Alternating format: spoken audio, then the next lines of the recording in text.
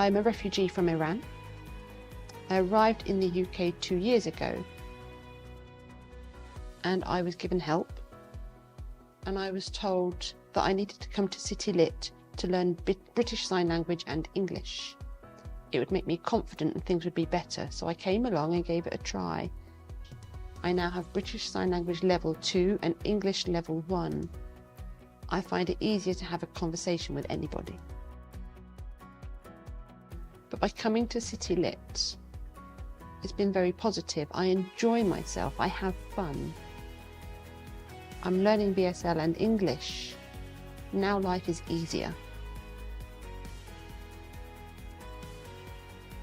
So I'm trying to learn BSL because I might like to work as an interpreter in the future.